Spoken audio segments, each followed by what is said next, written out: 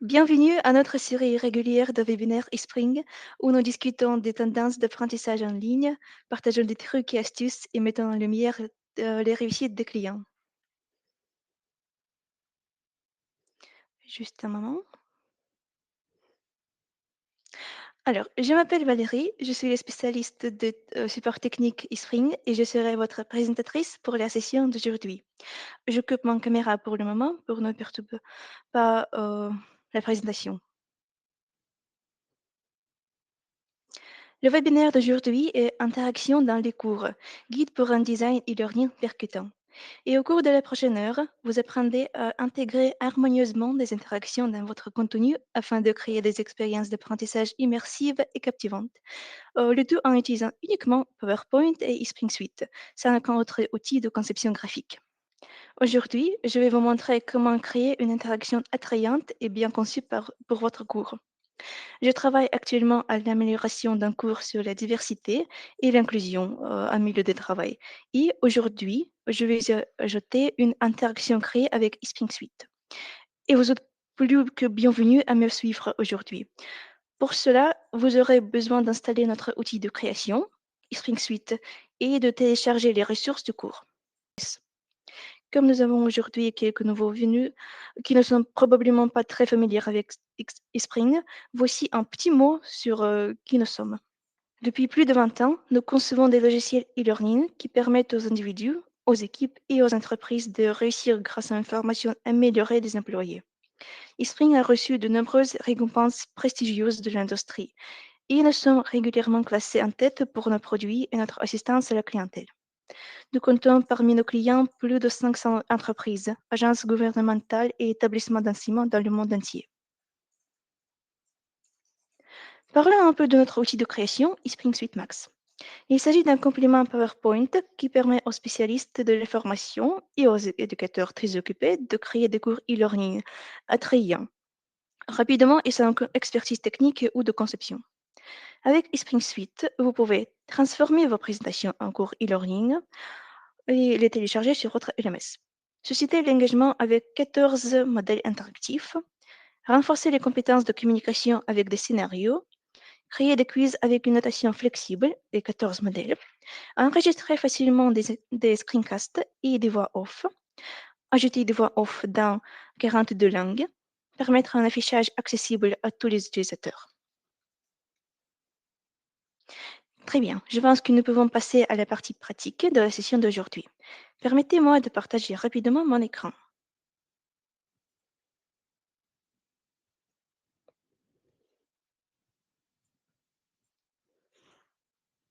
Ok, j'ai ouvert mon cours de PowerPoint et je veux créer une interaction pour terminer le cours.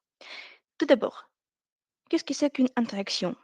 Pour que nous sachions tout de quoi nous parlons, les interactions sont des éléments interactifs que vous pouvez ajouter à vos cours afin d'impliquer les apprenants et de leur offrir une expérience d'apprentissage plus riche. Dans l'interaction que je vais créer aujourd'hui, je vais parler à mes apprenants de nombreux avantages d'un environnement de travail diversifié et je veux que chaque avantage soit accompagné d'une citation. Je commence par ajouter une nouvelle diapositive PowerPoint. Cliquez avec le bouton droit de la souris et choisissez une nouvelle diapositive.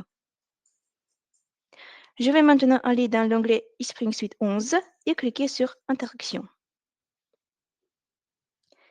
Créons une nouvelle interaction. Et comme vous pouvez le constater, eSpring Suite propose 14 types d'interactions qui peuvent être utilisées pour tout type de formation. Je vais sélectionner une interaction de type graphique étiqueté. Cette interaction permet aux apprenants de cliquer sur un objet dans une image et de voir une description de cet objet. Pour créer cette interaction, nous étiquetons les objets. Cette description peut inclure du texte, mais aussi des images, du son, une vidéo et des symboles. Tout d'abord, je vais remplacer l'image d'exemple par mon image. Cliquez Changer ici et sélectionnez à partir du fichier. Je vais récupérer l'image numéro 1 dans mes fichiers de ressources. J'ai d'ailleurs créé cette image moi-même sur une diapositive PowerPoint en utilisant les formes et des icônes de la bibliothèque de contenu eSpring. Il m'a fallu moins de 5 minutes pour la créer. Vous pouvez vraiment utiliser la bibliothèque de contenu de bien des façons. Cet aperçu de l'image est trop petit pour être utilisé. Je vais donc agrandir comme ça. C'est beaucoup mieux. D'accord, j'ai 5 icônes ici. Donc, je vais mettre 5 marqueurs sur mon image. Pour ajouter un marqueur, vous pouvez cliquer sur Ajouter une étiquette ici. Ou vous pouvez simplement sélectionner un marqueur de l'échantillon, appuyer sur CTRL-C pour copier et ensuite CTRL-V pour coller.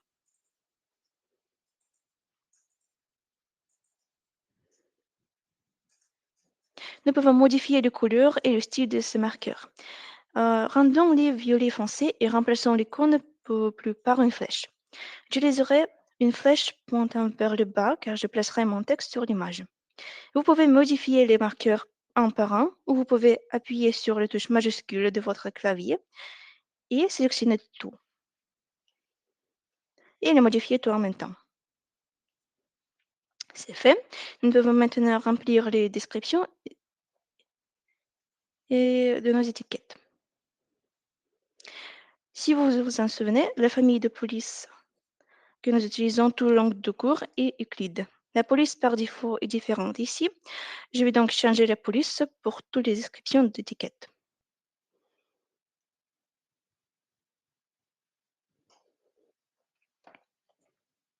Juste un moment.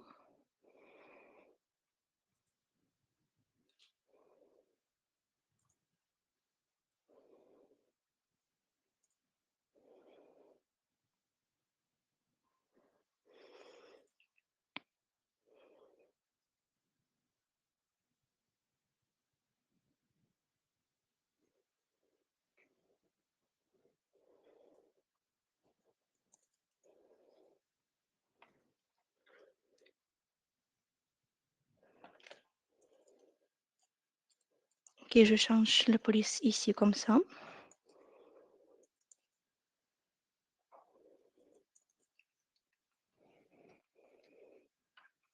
La façon la plus simple de le faire, c'est d'utiliser les styles de texte comme ça. Cliquez sur Style de texte et allez dans Modifier les styles. Modifiez la police pour tous les styles, titre, en-tête et texte. Vous pouvez également modifier la taille de la police. Je veux que mes textes soient plus grands.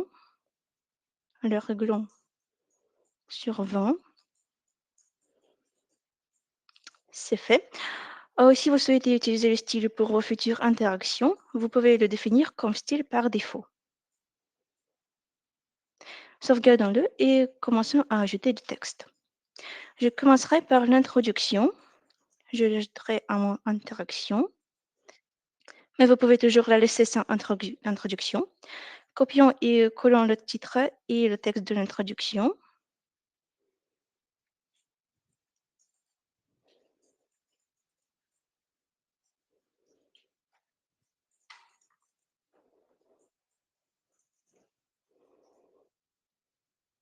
Je souhaite également ajouter une image. Ajoutons l'image numéro 2.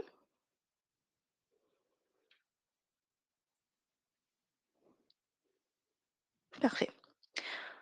Je souhaite également ajouter une narration. Passons à l'onglet Insertion, Insérer, et cliquons sur Audio et voyons ce que nous pouvons ajouter. Comme vous pouvez le voir, nous pouvons ajouter un fichier provenant de notre ordinateur ou une voix off avec la synthèse vocale. Je vais créer une synthèse vocale pour mon interaction. Cliquez sur Audio synthèse vocale et dans la fenêtre pop-up, vous verrez déjà tout le texte de diapositive ajouté au texte de la narration. Bien entendu, vous pouvez changer la langue et le voix, ainsi qu'ajouter un texte différent.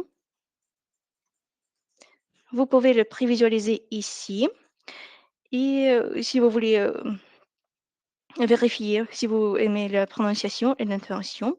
Et si vous n'aimez pas la façon dont le texte est prononcé, vous pouvez utiliser l'éditeur SSML pour faire les ajustements. Je n'entrerai pas dans les délais de cet outil d'aujourd'hui, mais il est très utile et vous trouverez des instructions détaillées sur son utilisation dans notre document d'aide. Très bien. Il faut juste cliquer Insérer pour ajouter le texte, l'audio créé par texte envoi. Et maintenant, je voudrais activer les contrôles de lecture. Ah, pardon.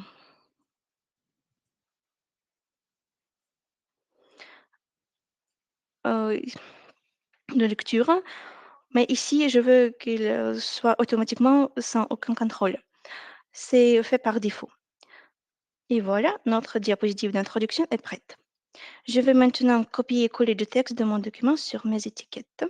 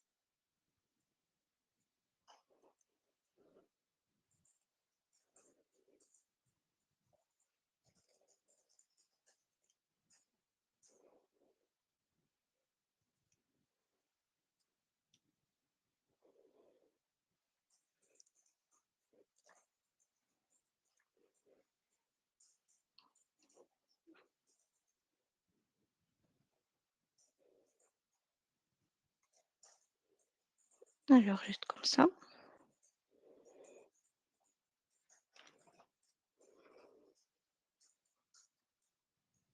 Et tout est prêt.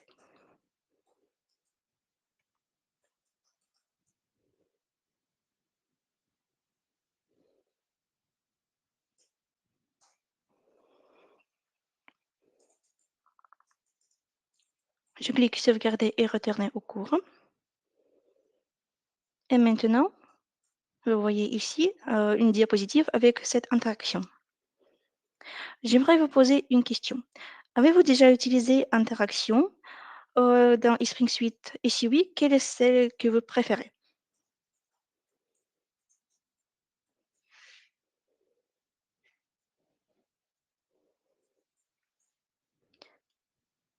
Alors, il faut que vous voyez le pôle numéro 3.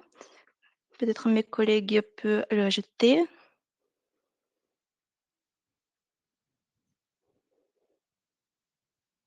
Ok, je vois vos réponses dans le chat.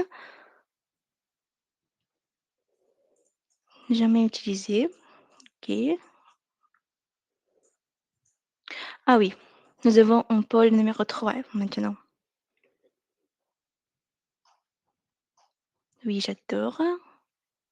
Oui, mais je vais le faire. J'ai jamais entendu parler. Ok. Merci pour votre réponse. Très bien. Nous allons remplir notre interaction avec du contenu. Alors, voyons maintenant ce que nous pouvons changer dans la mise en page. Nous pouvons le faire dans les propriétés. Je vais partager mon écran encore une fois.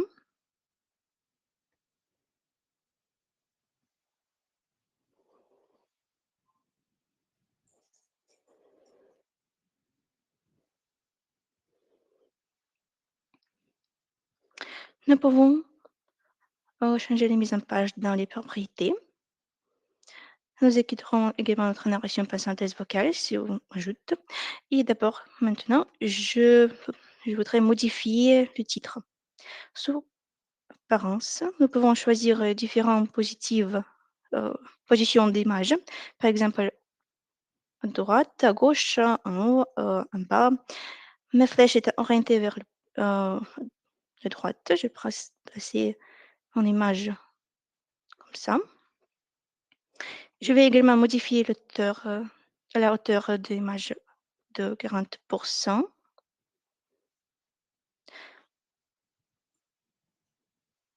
Pardon, à gauche. Afin que le texte prenne plus de place sur une diapositive. Vous pouvez également modifier la façon dont les textes apparaissent sur les diapositives suivantes et utiliser les diapositives de présentation comme arrière-plan. Cette fonction est très utile si vous utilisez des modèles de diapositives d'entreprise. Je n'ai rien sur les diapositives de ma présentation où se trouve mon interaction.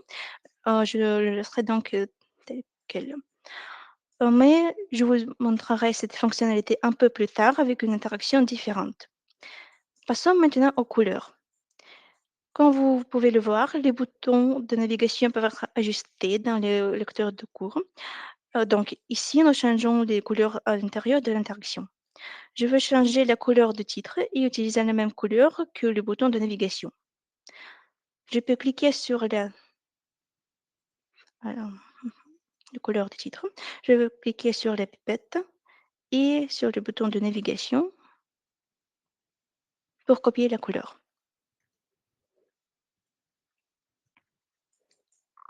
Je pense que c'est bon maintenant, alors je vais cliquer sur Appliquer et fermer pour enregistrer des modifications.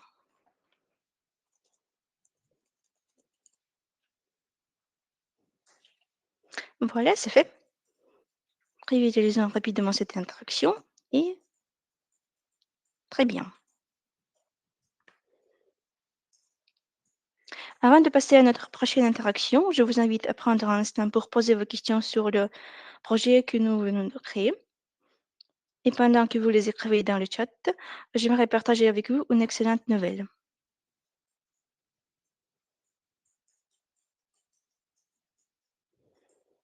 eSpring participera à l'Educatech Expo, l'un des événements majeurs consacrés à l'innovation dans l'éducation et la formation.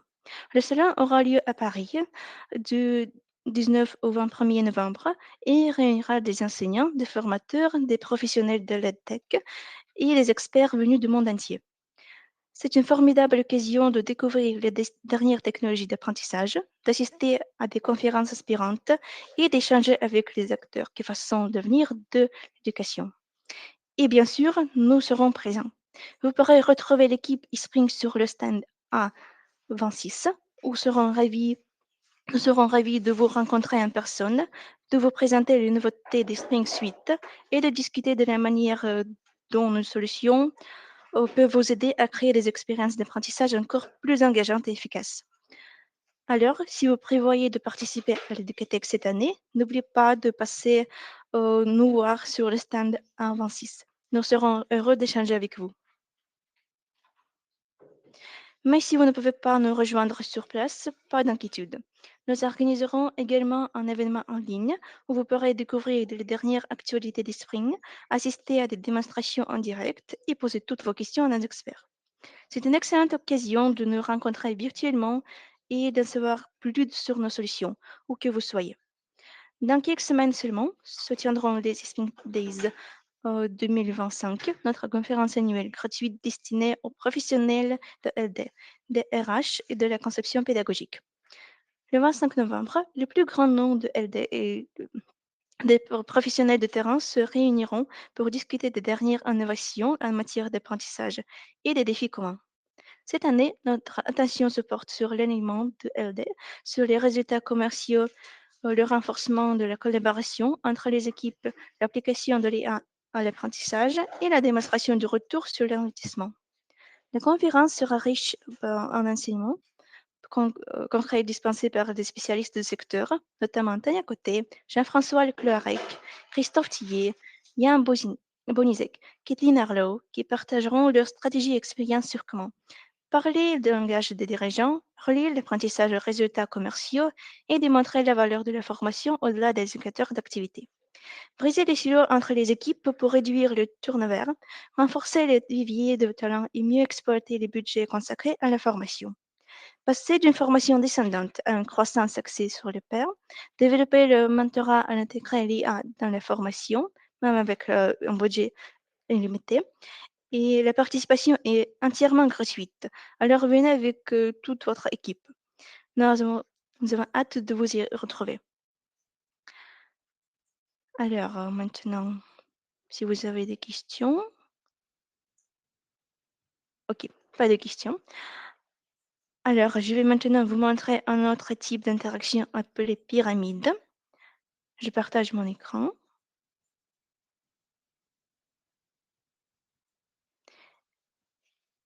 Cette interaction montrera différentes couches de diversité.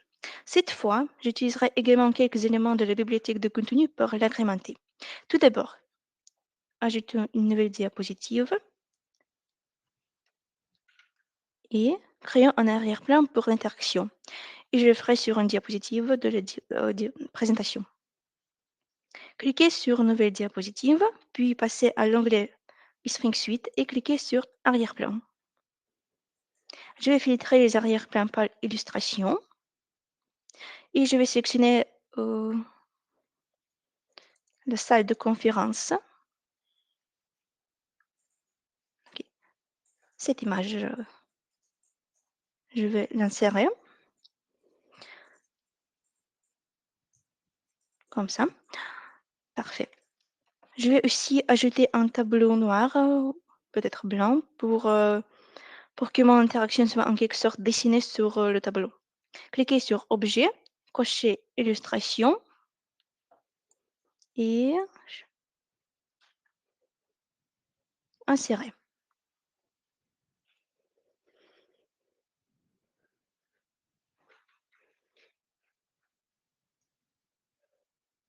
Comme ça. Ça me semble très bien. Ajoutons une interaction ici.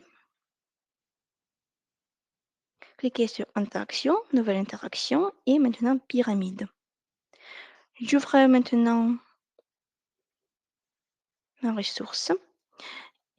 Il y a 4 couches de diversité. J'aurai donc besoin de 4 couches de la pyramide. Supprimons ce segment et ajoutons la quatrième couche, la quatrième calque. Nous avons précédemment défini Euclide comme style par défaut, de sorte que tous les textes disposent déjà des paramètres dont nous avons besoin. Bien sûr, nous pouvons changer de couleur des calques. Prenons des couleurs similaires à celles que nous avons dans le lecteur.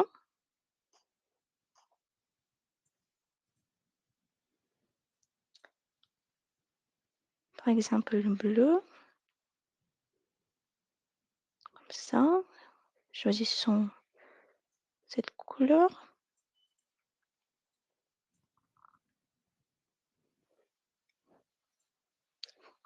Alors, et il ne reste qu'à copier et coller le texte de fichier des ressources.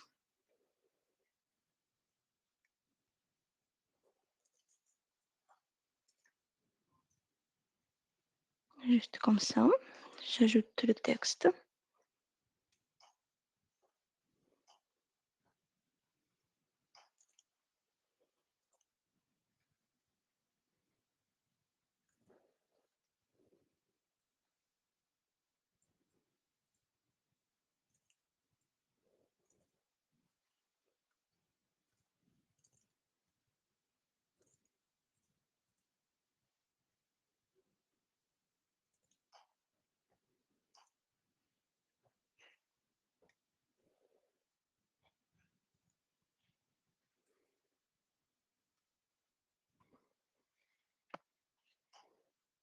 OK.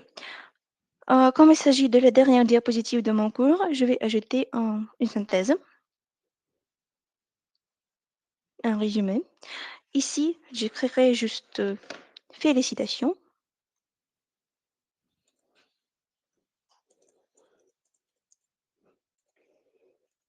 pour remercier mes apprenants pour leur temps qu'ils m'ont consacré. Maintenant, jouons avec les propriétés. J'ai créé un arrière-plan pour mon interaction. Je vais donc cocher l'option permettant d'utiliser les diapositives de présentation comme arrière-plan. Superbe. On peut bien sûr déplacer l'objet dans les diapositives pour créer l'image plus attrayante. Et je vais également supprimer le titre.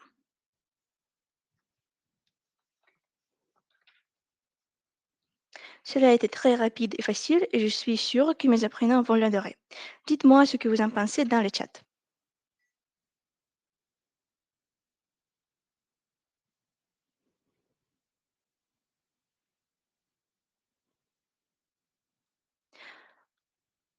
Est-ce que cet atelier est enregistré? Oui, bien sûr.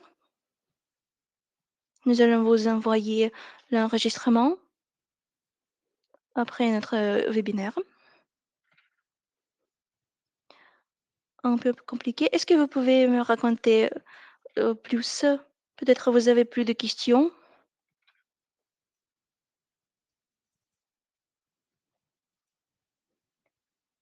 C'était oui, merci pour votre réponse.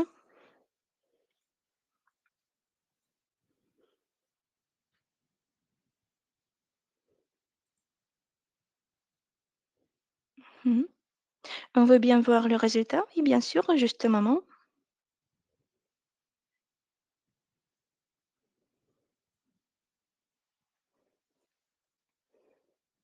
Je vais partager mon écran encore une fois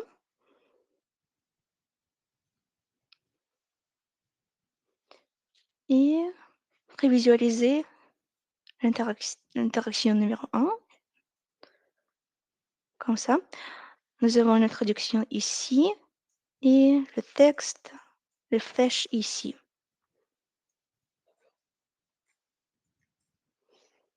Interaction numéro 2,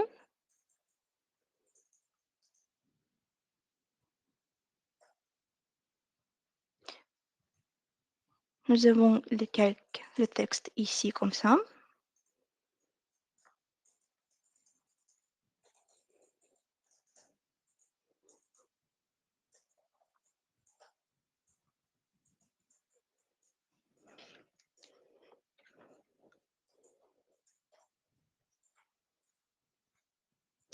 Il faut s'entraîner, oui, bien sûr.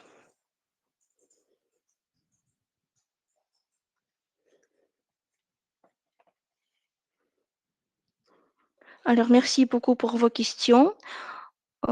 J'espère que cette session vous a été très utile et que vous avez découvert de nouvelles idées pour vos projets de formation.